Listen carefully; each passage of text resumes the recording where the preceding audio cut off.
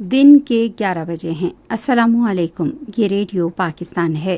ترنم حامد سے خبریں سنیے۔ اہم خبروں کا خلاصہ۔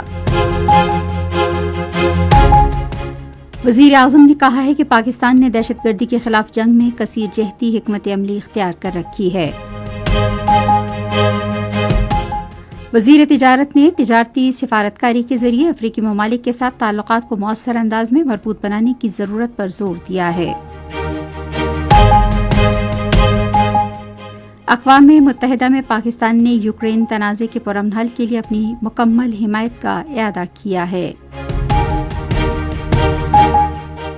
اور امریکہ میں فلوریڈا کے شہر لاڈر ہل میں 3 T20 میچوں کی سیریز کے پہلے کرکٹ میچ میں پاکستان نے ویسٹ انڈیز کو 14 رن سے ہرا دیا۔ اور اب خبریں تفصیل کے ساتھ۔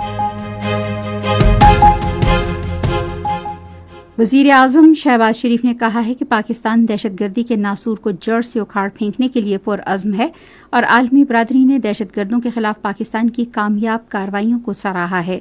وہ اسلام آباد میں انسداد دہشت گردی اور ریاستی عملداری کو مضبوط بنانے کے بارے میں اسٹیئرنگ کمیٹی کے ایک جائزہ اجلاس کی صدارت کر رہے تھے۔ وزیر اعظم نے کہا کہ پاکستان نے دہشت گردی کے خلاف جنگ میں کثیر جہتی حکمت عملی اختیار کر رکھی ہے۔ شہباز شریف نے اسٹیئرنگ کمیٹی کو ہدایت کی کہ وفاقی اور صوبائی حکومتوں کے درمیان مؤثر ہم آہنگی یقینی بنائی جائے اور اس کی سفارشات پر سختی سے عمل درآمد کیا جائے۔ وزیر اعظم نے اسمگلنگ کے خاتمے کے حوالے سے گفتگو کرتے ہوئے کہا کہ متعلقہ اداروں کی مشترکہ کوششوں اور تعاون سے اسمگلنگ کے خلاف مؤثر کارروائیاں کی گئی ہیں، جس کے نتیجے میں اس کی روک تھام ممکن ہوئی ہے۔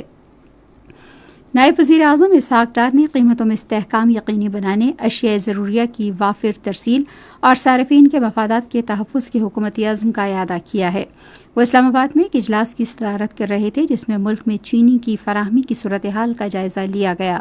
اجلاس کے دوران کمیٹی نے چینی کے درآمد اور صوبوں کے ساتھ اتفاق رائے سے طے کی گئی اس کی خوردہ قیمت پر عمل درآمد میں پیش رفت کا بھی جائزہ لیا۔ اجلاس میں قیمتوں میں کمی کا رجحان نوٹ کرتے ہوئے کہا گیا کہ منڈی میں چینی کا نرخ اب بھی مقررہ قیمت سے معمولی زائد ہے۔ کمیٹی کو بتایا گیا کہ درآمد کی گئی چینی ستمبر کے آخر تک کراچی پہنچنے کی توقع ہے۔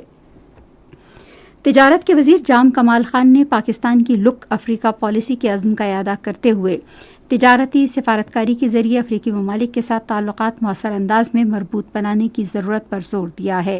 انہوں نے اس عزم کا اظہار اسلام آباد میں الجزائر کے سفیر ڈاکٹر براہم رومانی کے ساتھ ملاقات کے دوران کیا۔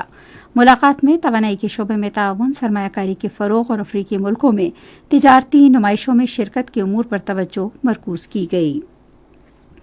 پاکستان نے یوکرین تنازع کے پرامن حل کے لیے اپنی مکمل حمایت کا اعادہ کیا ہے۔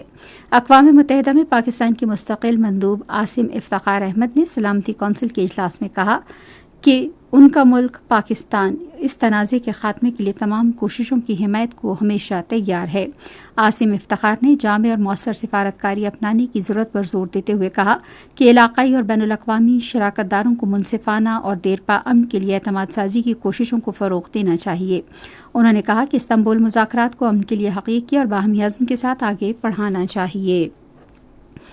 حکومت نے اگلے 15 روز کے لیے پیٹرولیم مصنوعات کی قیمتوں میں رد و بدل کیا ہے۔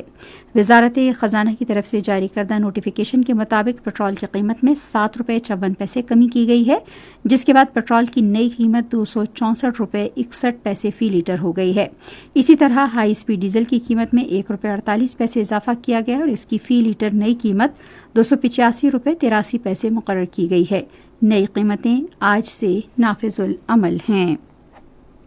ملتان میں ساہو چوک پر ٹریفک حادثے میں 3 افراد جاں بحق اور 2 زخمی ہو گئے ہیں۔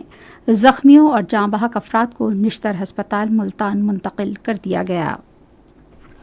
اور امریکی ریاست فلوریڈا کے شہر لاڈر ہل میں آج 3 T20 میچوں کی سیریز کے پہلے کرکٹ میچ میں پاکستان نے ویسٹ انڈیز کو 14 رن سے ہرا دیا۔ پاکستان نے پہلے کھیلتے ہوئے مقررہ 20 اوورز میں 6 وکٹوں کے نقصان پر 178 رنز بنائے۔ جواب میں ویسٹ انڈیز کی ٹیم مقررہ 20 اوورز میں 7 وکٹوں کے نقصان پر 164 رنز بنا سکی۔ خبریں ختم ہوئی۔ مزید خبروں اور تجزیوں کے لیے آئیے ہماری ویب سائٹ پر radio.gov.pk اور فیس بک کے link radio Pakistan news official پر براہ راست ویڈیو اسٹریمنگ بھی ملاحظہ کیجیے۔